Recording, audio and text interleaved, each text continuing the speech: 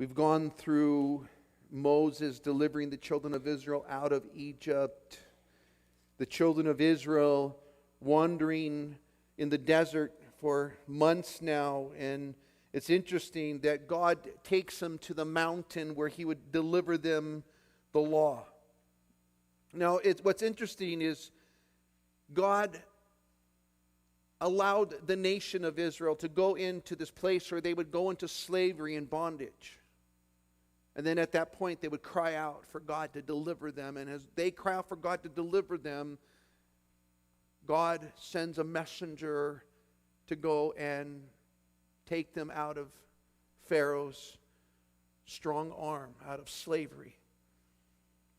And it's all a picture for us, as Christians. You realize that you and I were once slaves of sin. We've been looking in the book of Romans chapter 6 on Sunday mornings, and he lays out so clearly there that at one point, all of us were slaves of sin, but you've been delivered from that slavery, and you can become a slave of God now. But we're all slaves. And God allowed the children of Israel to go through all of these things so that their dependence would be upon Him and Him alone. Man left to his own devices, his own nature, will always veer away from God. That's what even in the book of Romans where he says there's none good, no, not one. That we're all messed up. But God even allows us to go through difficulties and trials and tribulations so that we have to turn to Him. And as you look at the children of Israel, become a prime example of that very thing happening. What's amazing is that the children of Israel were to be an example to the Gentiles. The Gentiles are those that weren't part of the Hebrew race, part of the Hebrew community.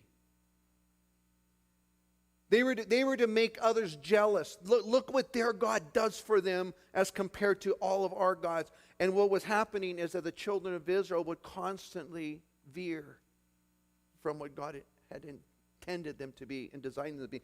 What's interesting, and we're in Exodus chapter 21. I invite you to turn there, but I'm going to ask you to turn to another place. It's the book of Ezekiel chapter 20. It's an interesting passage in the book of Ezekiel. Ezekiel, the 20th chapter. If you're going past Jeremiah, past Lamentations, Ezekiel, the 20th chapter. And God is going to address the nation and tell them His intent for them. Look what He says in chapter 20, verse 1. And it came to pass on the 7th year, in the 5th month, on the 10th day of the month, that certain elders of Israel came to inquire of the Lord, and they sat before me. This is Ezekiel talking. And the word of the Lord came to me, saying, Son of man, speak to the elders of Israel, and say to them, Thus says the Lord God, have you come to inquire of me? As I live, says the Lord God, I will not be inquired of by you. Will you judge them, son of man? Will you judge them? Then make known to them the abomination of their fathers. Say to them, Thus says the Lord God, on the day when I chose Israel, and I raised my hand in an oath to the descendants of the house of Jacob, and I made myself known to them, remember, check it out, in the land of Egypt. God's taking them all the way back to their captivity. And then watch what He says to them. I raised my hand in an oath to them, saying, I am the Lord your God.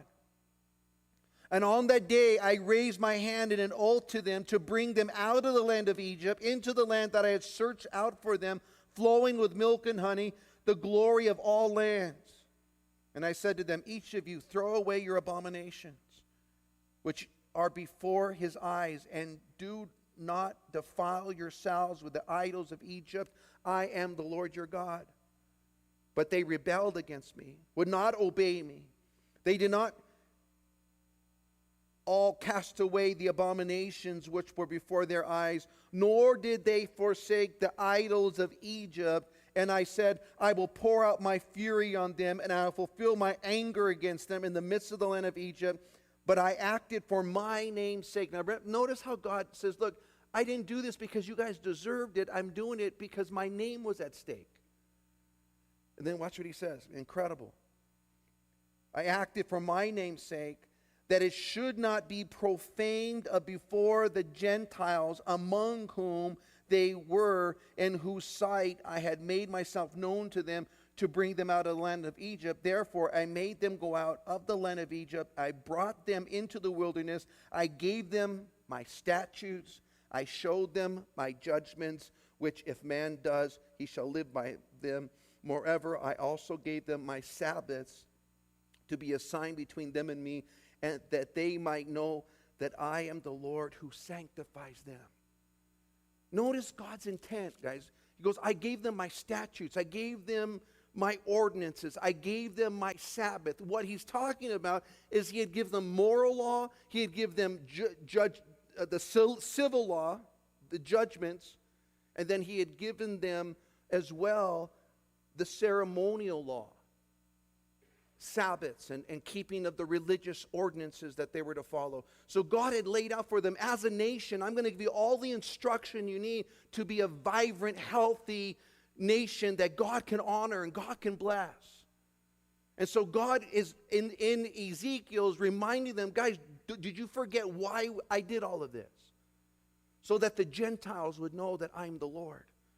It's not because you guys were good. It wasn't because you were great. It wasn't because you were many. It wasn't because of you, of your own righteousness. It was because I was going to use you as the model of what a nation looks like when they follow me. And so as we come into this particular section in Exodus chapter 21, God's laying out for them all of these ordinances. Some of them are going to be the moral laws. When you talk about the moral laws, it's the mishpatim is the word that's used. You might have heard the mishpah. It was really all the laws that relate to justice and judgment, and the moral laws encompassed the regulations, the respect, the sexual conduct, including the 10 Commandments.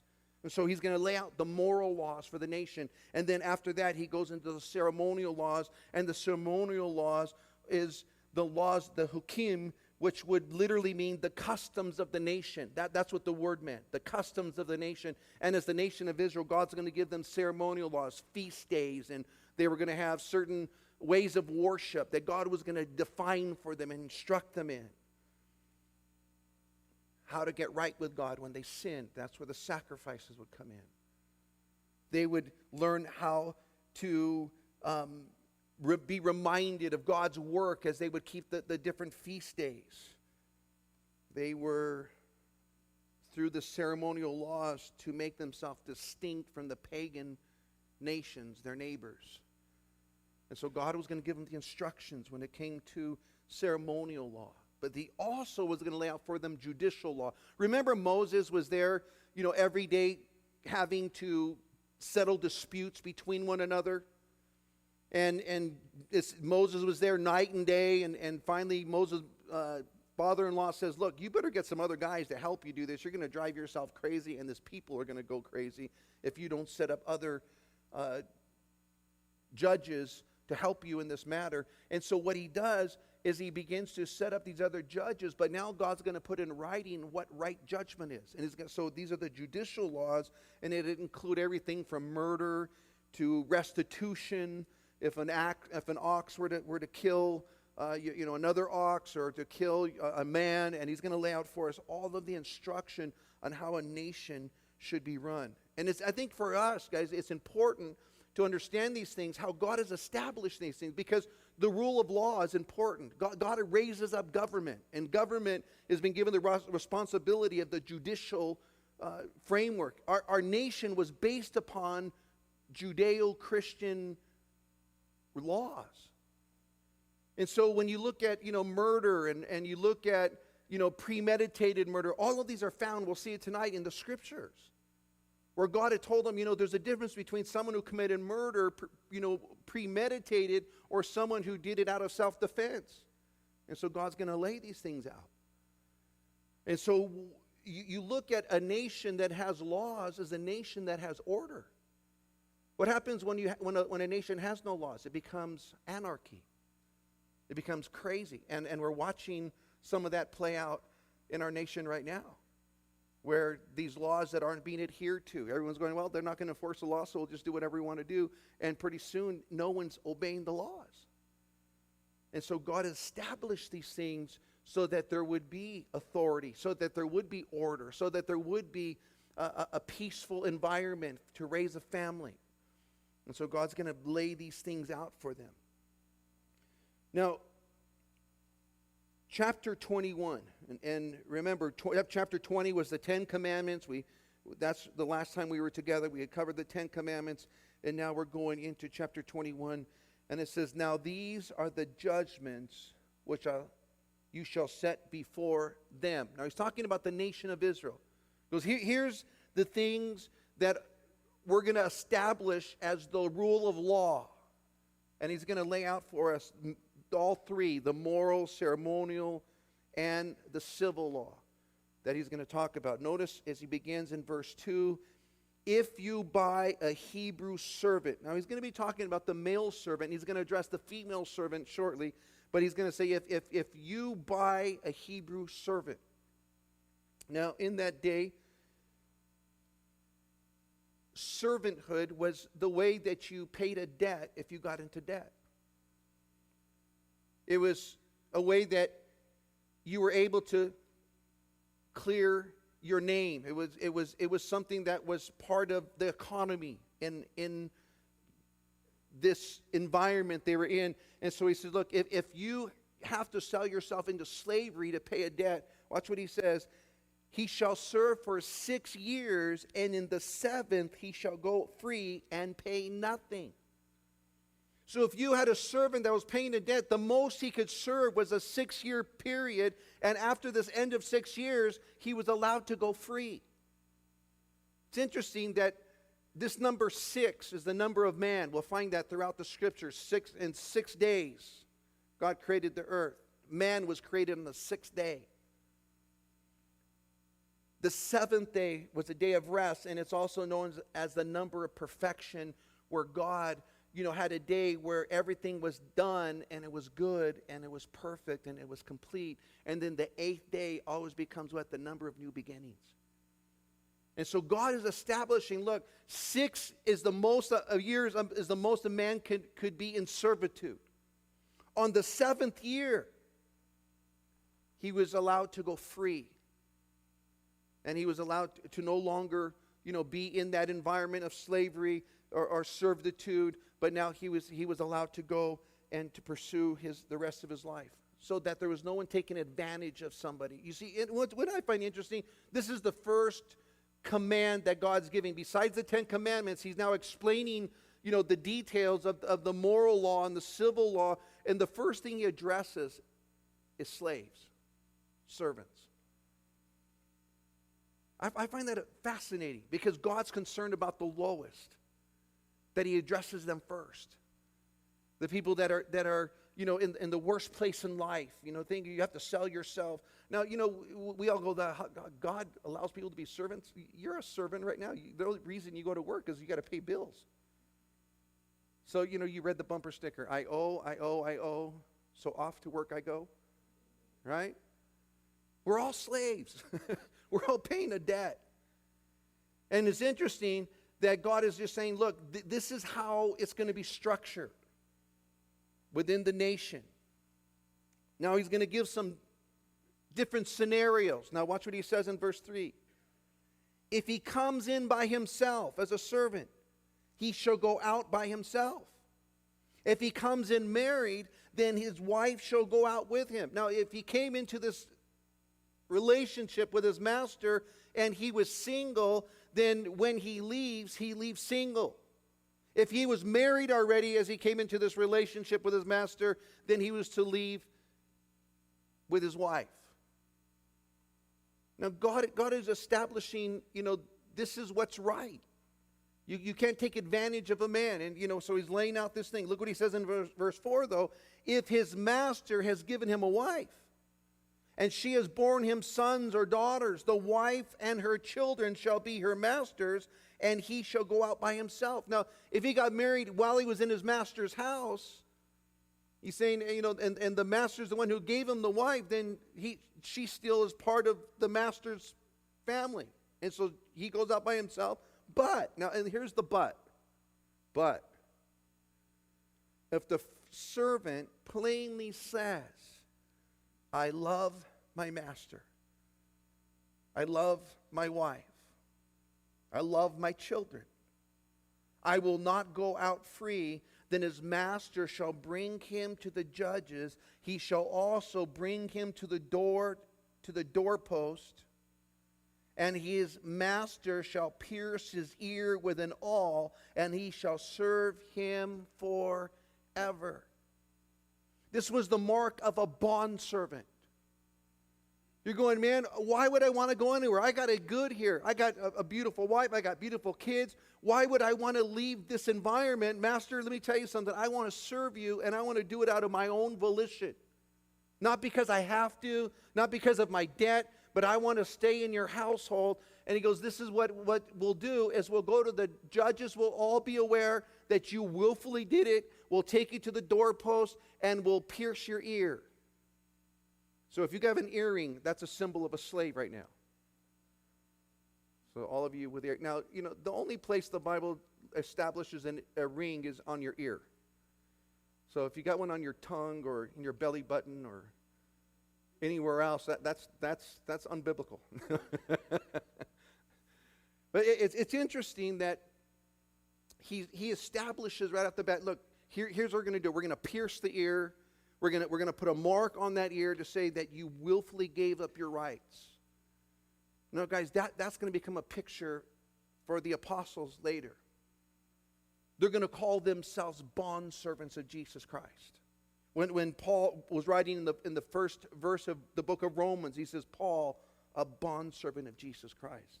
James, in James chapter 1, verse 1, it says, James, a bondservant of God and the Lord Jesus Christ. Peter says, Simon Peter, a bondservant and apostle of Jesus Christ. Jude says, Jude, a bondservant of Jesus Christ and the brother of James. In other words, the apostles identified with the bondservant. They were saying, look, we're not under obligation to serve God. We willfully gave our lives to serve God. We gave up our rights. We gave up our freedom to do whatever we want to do. Now we're under his authority. He's the master now of my life, and I willfully submitted my life to him. And really, that should be the same attitude that every Christian possesses. I'm a bondservant of Jesus Christ. I don't have rights. I don't own myself. I'm a slave of God. I've surrendered my life to him. What's interesting is that Jesus himself identifies as a bondservant of God. Watch, turn me to Philippians chapter 2. Check this out. Philippians. Hey, Sam, can you turn that air conditioner on? Is it a little warm?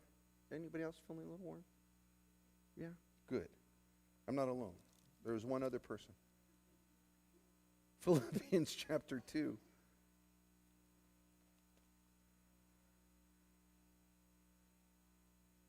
Look at verse 5. Let this mind be in you, which was also in Christ Jesus, who being in the form of God, did not consider it robbery to be equal with God, but he made himself of no reputation, taking the form of a bondservant, and coming in the likeness of men, and being found in appearance as a man, he humbled himself and became obedient to the point of death, even the death of the cross. Notice the heart of Jesus. He goes, look, I've surrendered willfully my life to the master's will, my Father. And Jesus becomes a type for you and I, that we're to follow in his steps, that you and I in that same manner come and say, God, my life isn't my life anymore. I surrendered it for you, to you. So after service, we got an all. No. Just be piercing ears all night. I've given my life to Jesus. He's my master. It's no longer my will, no longer my pursuits any longer. Now everything's for him. And it's amazing because this, when you look at the Old Testament law, it's all pointing us to what? It's pointing us to Christ. These are a shadow of things to come. The Old Testament is just giving us a picture so that you and I have some framework to go, man, this is what he was identifying with. Later, as you and I become bondservants, as the apostles consider themselves bondservants, as Jesus himself says, I'm a bondservant of God, that I willfully have given up my rights so that I can be in his house and to be part of his kingdom. Now, watch what he says there in verse 7. And if a man sells his daughter to be a female slave, she shall not go out as the male slaves do. Now, here's the picture, guys. And he's talking about selling his daughter who's going to be betrothed to a man. And that man wasn't to treat her the same way he would treat a male servant. He don't just send her out because, especially in the culture, a woman, couldn't fend for herself. She couldn't go out and get a job. She couldn't go out and work the fields. That really, God was laying a protection upon the women that they were to be treated with greater honor. So here comes, that's a hard conversation to have with your daughter. Look, sweetheart, I want to let you know that I just sold you to be this man's wife. But what's interesting is that God goes to great lengths to make sure that she's not mistreated, that she's not abused. Watch what he says in the next verse here. She'll not go out as the male slave does. You can't just say, okay, I'm done with you, get out of here. Or your 6 years is up, woman, get out of here. Look what he says in verse 6. If she does not please her master who has betrothed her to himself, then she shall let her be redeemed. In other words, dad can always come back and you go, hey, I don't want her anymore.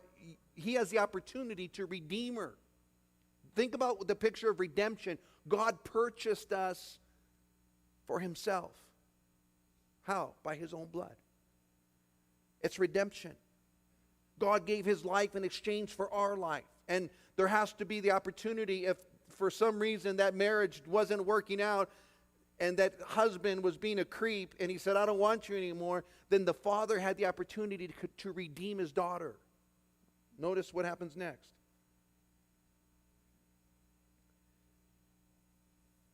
He shall have no right to sell her to a foreign people since he has dealt deceitfully with her. Notice how that went down.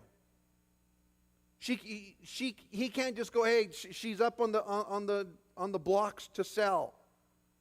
You can't sell her to a foreigner because the man was being the deceitful one, and so he's going, she's not your possession. She's either going to be your wife or she's going to go back to her father's house. Now, then notice, you've got alimony next. Look at verse 9.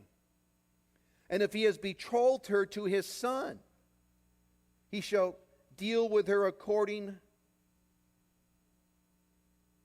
to the customs of daughters. In other words, if he's given her to the son, you're to treat her just like she's your own daughter. And then, if he takes another wife, he shall not diminish her food, her clothing, or her marriage rights. And if he does not do these three for her, then she shall go out free without paying money. Now, it's interesting, you look at that in our culture, you go, wow, that's crazy.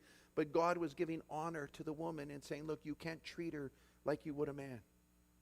You're to treat her with respect and you're to treat her with honor. And if for some reason, you're going to try to misuse or abuse her, then the onus is on you. You have to pay her alimony. You have to take care of her food. You have to take care of her shelter. You have to take care of, her needs, her clothing, because you wronged her.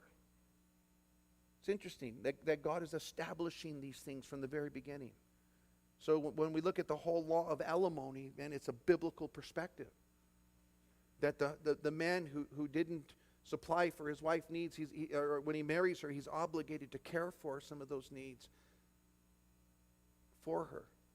And so God establishes those things in the beginning. Now, he goes into verse 12 now, and it's interesting that now he's going to talk about different situations when it comes to violence. Watch what he says. He who strikes a man so that he dies shall surely be put to death. The death penalty, was brought right in to the, as soon as he starts to deal with the murder situation going on, he says, look, you kill somebody, you die. Now, the way to curb violence is to have stiff punishments. The more lax you become in the punishing of violent acts, the more violent acts occur. And so he's just right off the bat going, look, you go and you commit murder, understand there's going to be a consequence for your murder. You're going to be murdered.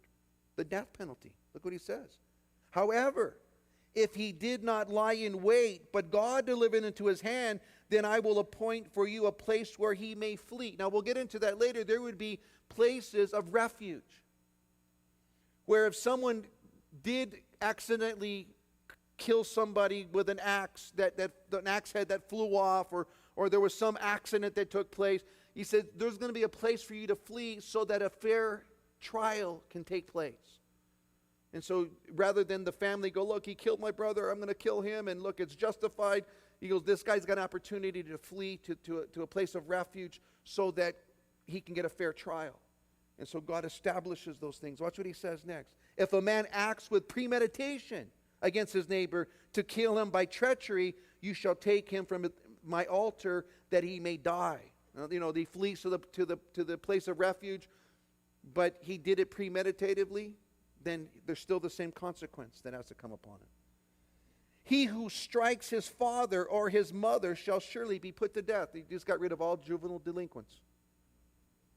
You strike mom and dad, it's over. Now, there wasn't a lot of rebellion in that day. You get one chance.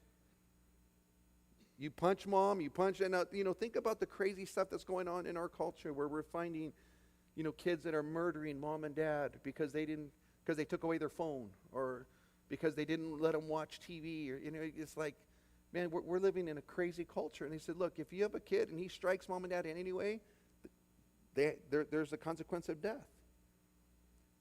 Look at verse 16. He who kidnaps a man and sells him, or if he's found in his hand, shall surely be put to death. Any kidnapping and any selling into slavery, there's the death penalty, laying it out. He who curses his father or his mother shall surely be put to death. Now he takes it up a little notch. Cuss out mom and dad. Now we would have a very thinned out population in our day, would we? Anyone who talks to mom and dad, in a disrespectful way, all right, call the elders. That's it, kid. Didn't take out the trash, you're gone. No. But it was demand for respect for your mother and your father. You were to honor them. And so God was laying out from the very beginning, look, there has to be honor when it comes to elders. And so he tells them very, very clearly that this is how the nation's to be run. If men contend with each other, and one strikes the other with a stone or with his fist, and he does not die, but is confined to his bed, if he rises again and walks about outside with his staff, then he who struck him shall be acquitted. He shall only pay for the loss of his time, and shall provide for him to be thoroughly healed. Notice what God's doing. He's establishing law. You're responsible for your actions. So if you hurt somebody and they can't go to work, you're responsible to cover their needs. And then you're also responsible to cover whatever is necessary to get them the help that they need to get better, their medical bills. And so God is laying out for them, now think about it, guys, much of the law in our land has been based upon this law. And it's interesting that God gives them a law that would be able to bring justice for all. For justice, for whether you're rich or whether you're poor. Whether you're at the top of society or at the bottom of society, that God saw everyone on the same level, and we're going to live by the same rule of law for everybody. And so God is establishing these things. Look, if you hurt somebody, you're responsible for taking care of them. Verse 20, if a man beats his male or female servants with a rod so that he dies under his hand, he shall surely be punished. Notwithstanding, if he remains alive a day or two, he shall not be punished, for he is his property. If men fight and hurt a woman with child so that she gives birth prematurely, yet no harm follows, he shall surely be punished accordingly as the woman's husband imposes on him, and he will pay as the judge determines. And if any harm follows, then you shall give life for life, eye for eye, tooth for tooth, hand for hand, foot for foot, burn for burn, wound for wound, stripe for stripe.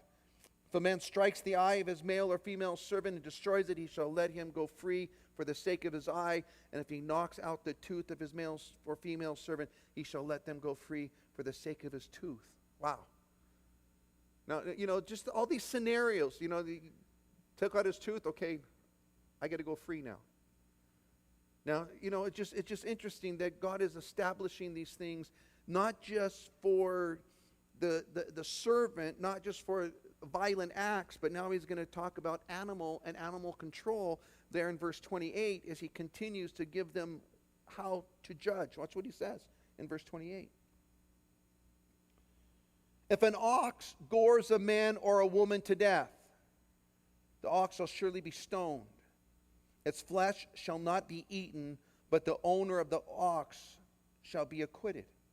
Now, the animal does something crazy. Now, think about what we just saw this week, with the ape in the cage, and, the situation where they had to shoot the ape. Now, it's interesting that God put a higher value on man than he did the animals. That God always looked at his creation of mankind higher than the animal kingdom.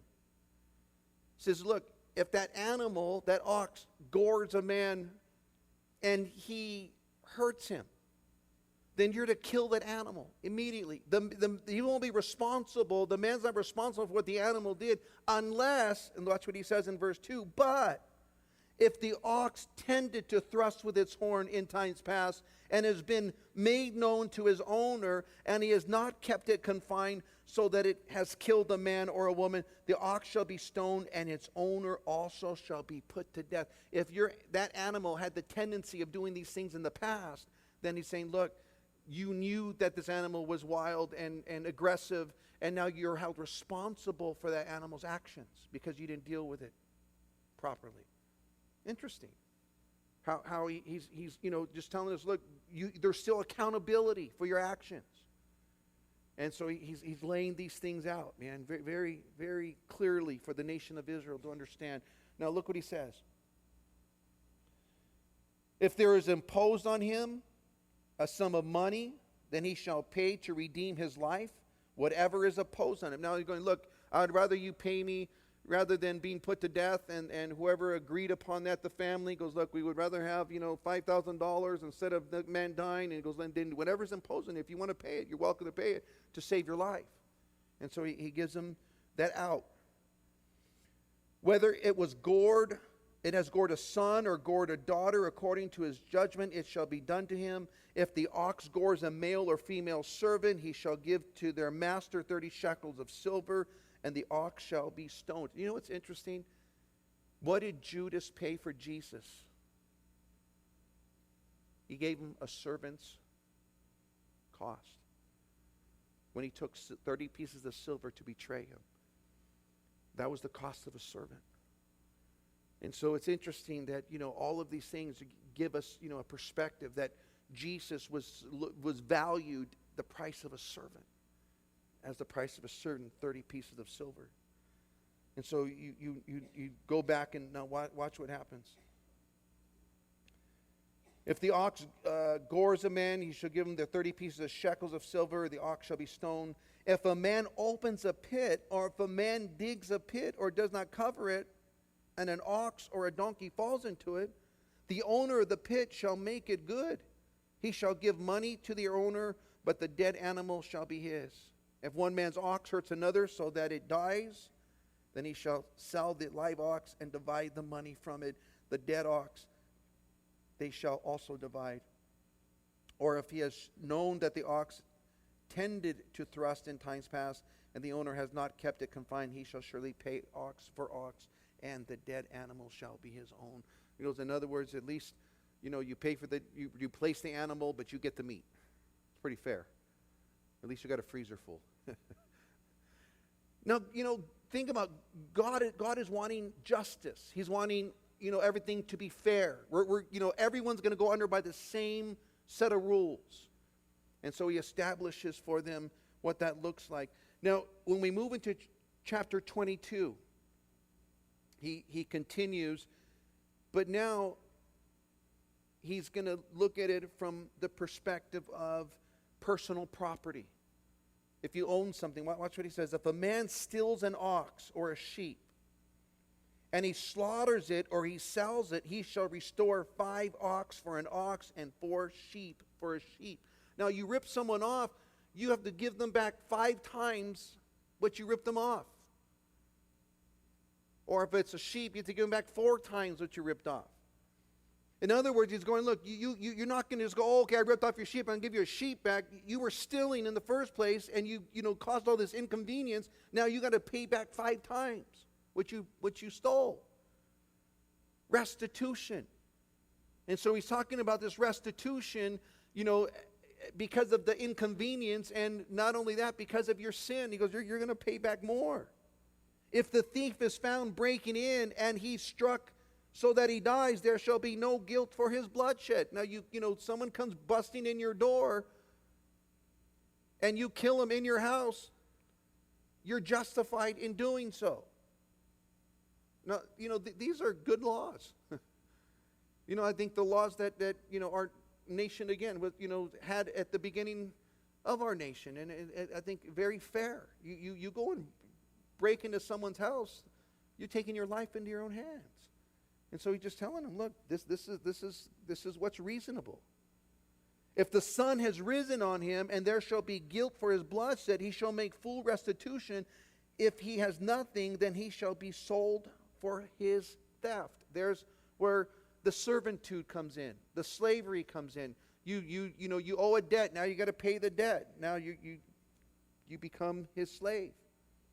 If the theft is certainly found alive in his hand, whether it's an ox, a donkey, a sheep, he shall restitute double. If a man causes a field or a vineyard to be grazed and lets loose his animal, and he feeds in another man's field, he shall make restitution from the best of his own field and the best of his own vineyard. If fire breaks out and catches in thorns, so that stacked standing grain or field is consumed, he who kindled the fire shall surely make restitution. Now, someone burns down your field, they have to repay you for what was lost. And so, all of these laws of judicial laws that he's setting into place. If a man delivers his neighbor, delivers to his neighbor money or articles to keep, and it's stolen out of the man's house, if the thief is found, he shall pay double. If the thief is not found, then the master of the house shall be brought to the judges to see whether he has put his hand into his neighbor's goods. Someone entrusted you with something, you're held responsible. Now the judges are going to evaluate to see, who's lying or who's not lying. He says, man, now you have to go before the judges. For any kind of trespass, whether it concerns an ox, a donkey, a sheep, clothes, or any kind of lost thing which another claims to be his, the cause of both parties shall come before the judges, and whoever judges condemn shall pay double to his neighbor. Now, very clear. Now, think about this, guys. Here are the judges, and they have the law given to them. Here's how you handle every case. If this happens, here's the consequence. If they find that he ripped you off, they got to pay double back restitution. And so it was very clear to the nation how the judicial system was to work. It wasn't like, if you have good lawyers and your name's OJ, you can get off. It was this is across the board, man. God wants justice for all. And so he establishes, here's how this was the document that the judges would use to settle cases. If a man delivers his neighbor a donkey, an ox, sheep, an animal to keep, and it dies, it's hurt or driven away, no one's seen it, then an oath of the Lord shall be between them both, that he has not put his hand into his neighbor's goods, and the owner of it shall accept that, and he shall not make it good.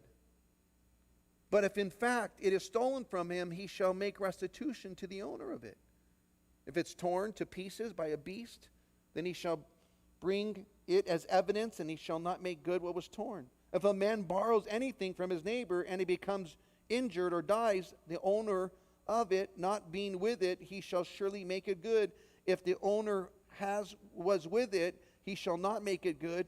If it was hired, it came for its hire. Just very simple rules that they were to abide by. If you borrowed your neighbor's animal, it dies while you're using it, the owner wasn't there, or you didn't pay him to use it, and it dies, then you're responsible to bring restitution there, to pay him back. And so just incredible how God thought this through, that a nation would be established this way. Now, I love it because now we just looked at judicial law. Now he's going to go to moral and ceremonial law. And we're going to find that throughout not just the book of Exodus, but the book of Leviticus. He's going to give us a lot of ceremonial law. And I think for you and I, you kind of look at that and go, what does that have to do with us? Guys, all of these things are there so that you and I have a model. You have a picture. This is what's right in the eyes of God. This is how God intended society to operate. But it's also given us pictures of Christ. It's given us pictures of surrender. It's given us pictures of that God is a God of order. That God's a God of fairness. That God wants everything to be equal amongst us. Not one gets a certain treatment, someone else gets a different treatment. But that God's established these things. Now notice what he says in verse 16. If a man entices a virgin who is not betrothed and lies with her, he shall surely pay the bride price for her to be his wife. Now, if you had any sexual relationship with a woman, that was constituting a marriage. So, the moment that you went into another woman, you're saying, I want to marry you. And you had to pay the price of a wife. Now, here's an interesting situation. Look at verse 17. If her father utterly refuses to give her to him, he shall pay money according to the bride price of virgins. The dad goes, that guy's a creep. There's no way my daughter's marrying that guy. And he goes, you still have to pay the price for a bride. And then get out of Dodge, because dad would probably knock you out. Right? I mean, he's just telling him, look, this is how, you see, God is establishing that the sexual relationship was to be set apart only for marriage. It wasn't to be something used freely outside of the marriage relationship, and once you constituted the marriage act, then you were considered married. Think about, what that would do to our culture and our society if those kinds of laws were in place right now. There would be a lot less promiscuity, a lot less venereal disease, a lot less broken hearts and defiled people and guilt-ridden lives that we would go, man, the moment you go there, man, it's just like you're married. And so God established these things because he's wanting what? He's wanting the moral law to be what drives the nation. Not immorality, but morality. So that sex was only between a husband and a wife. And if you went there before you were married, now you're married. And so he lays these things out. Watch what he says in verse 18. You shall not permit a sorceress to live. Now, a sorceress is an interesting word. It's really talking about anyone who's conjuring up spirits or is dabbling into witchcraft. Because what's happening is that you're now dealing in the demonic realm. And once you've opened up the doors for the demonic realm, man, now you've been tainted by spiritual influences. And you're now going to infect others with that. And we got to be careful, especially in the days we're living in, because there's a lot of demon activity going on. And be careful where you open the doors. I can't tell you how many kids I've had to counsel over the years that are having demonic activity happening in their house because they're playing with Ouija boards. They're opening up that door to the spiritual realm. And the demons are waiting for someone to call upon them because you've given them access to your soul. And so he says, look, anybody playing with witchcraft, man, get rid of them as soon as you can, because they're going to, now there's power in demonic activity. Satan's real. And the demons are real. And there is a power there, but it's an evil power. And he's warning them right away. He's going, look, if anyone's messing with this stuff, you got to get rid of them. Notice the next verse. Whoever lies with an animal shall surely be put to death. Bestiality, right off the bat. He goes, look, anyone sexually messing around with animals, you got to get rid of that. Because it's a perversion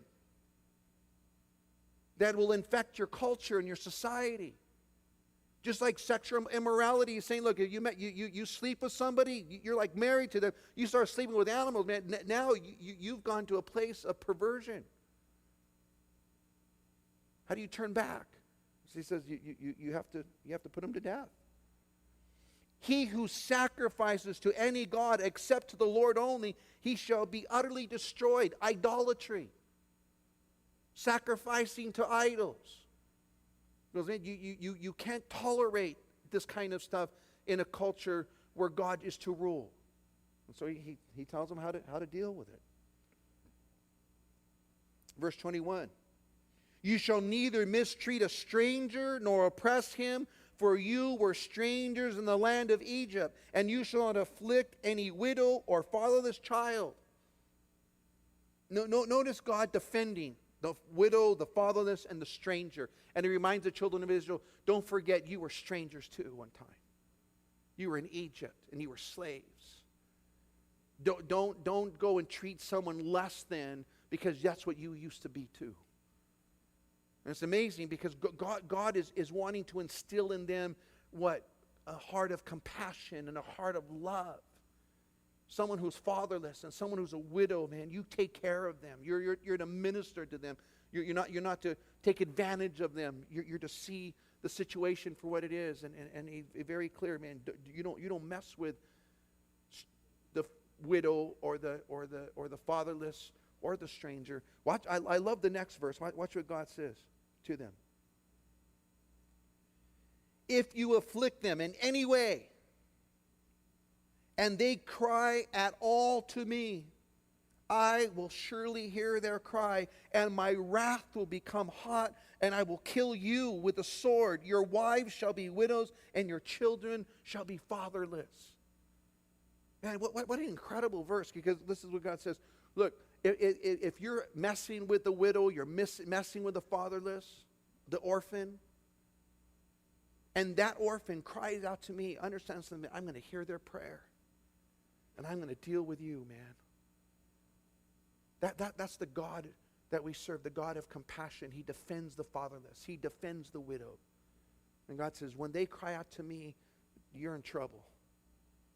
Look at verse 25. If you lend money to any of my people who are poor among you, you shall not be like the money lenders to him. You shall not charge him interest. In other words, man, you don't take advantage of the poor.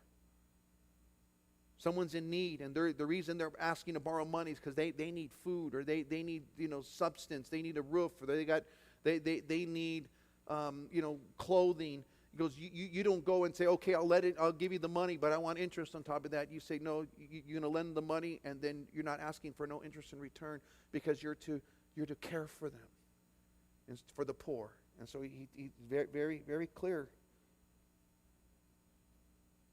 Look at verse 26.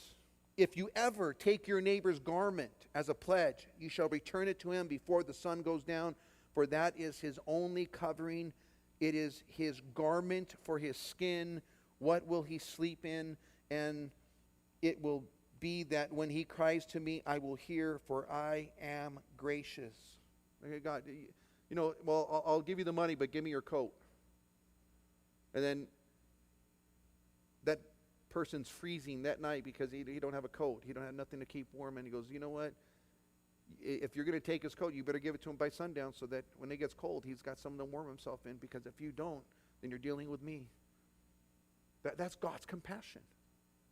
God's concern for the needy. God's concern for those that are hurting. That's God's heart.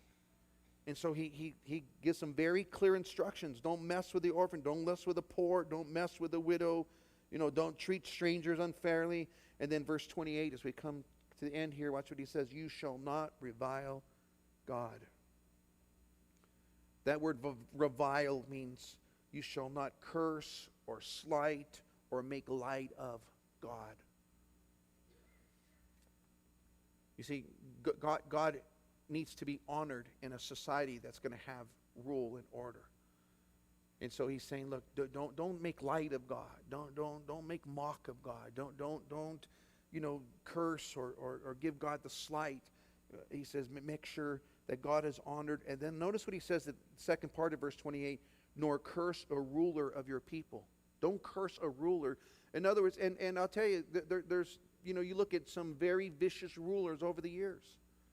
Look at Hitler. You look at, men that, Nero, and you can take it into current days where, you see some rulers, you kind of go, man, that guy is evil.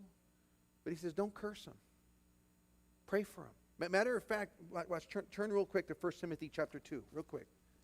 1 Timothy chapter 2.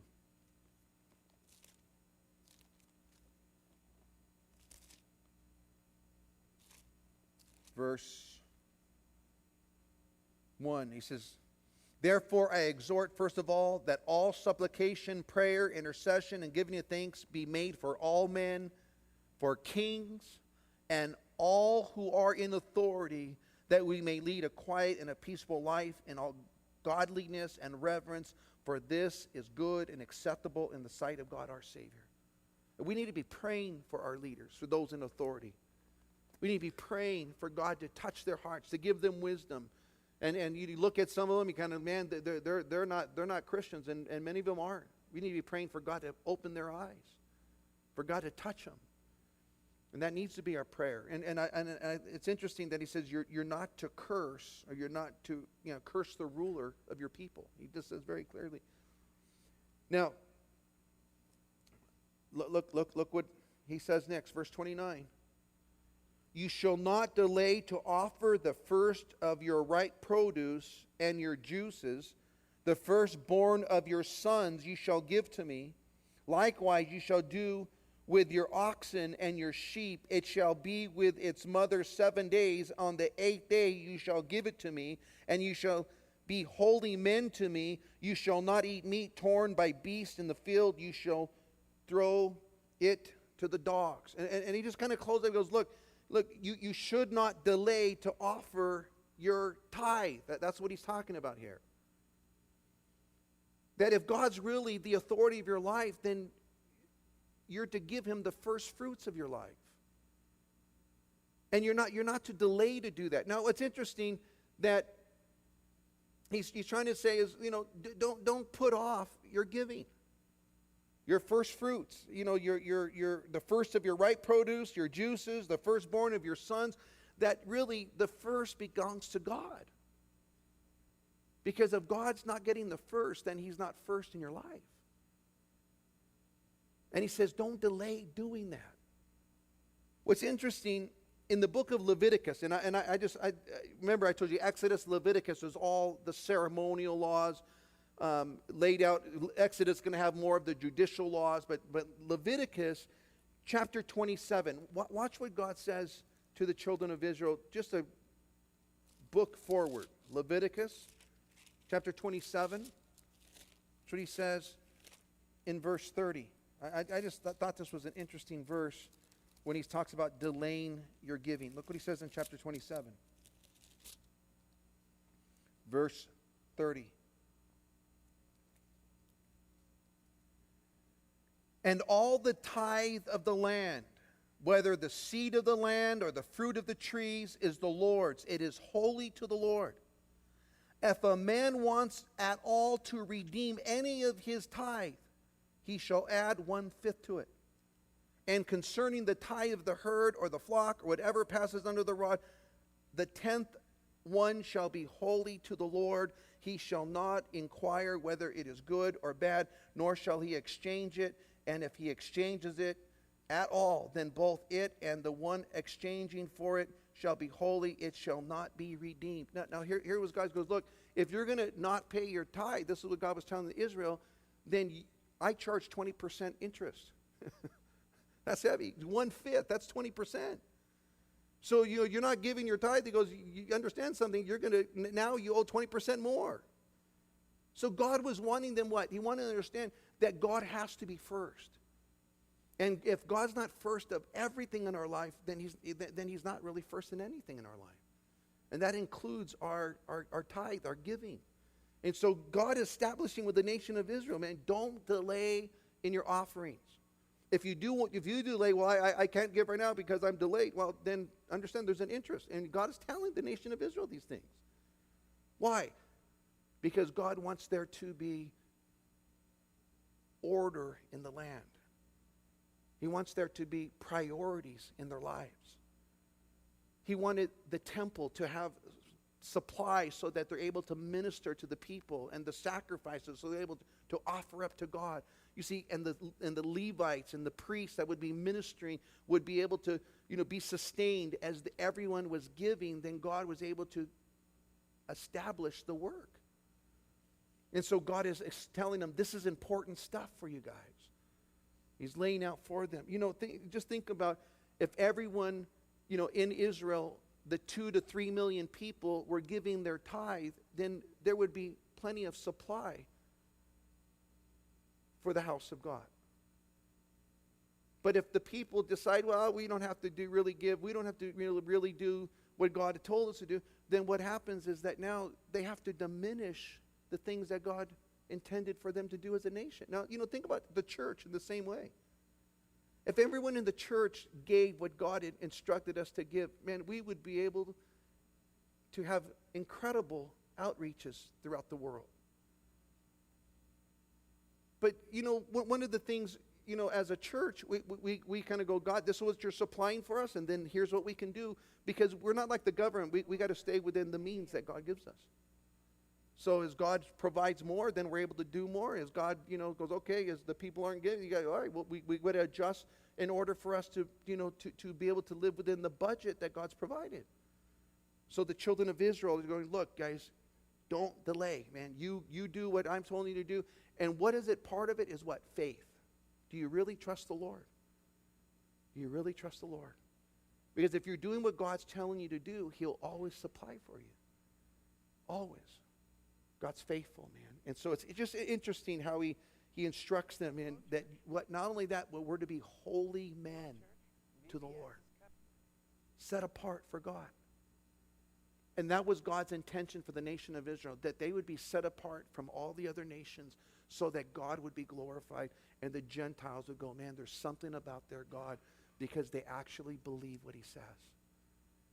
And may that be true of us, guys, that we actually believe what He says, and that it's acted out upon our decision making, upon how we we live our life, how we spend our time, where we spend our resources, where we invest our time and our resource, so that we're furthering the kingdom of heaven.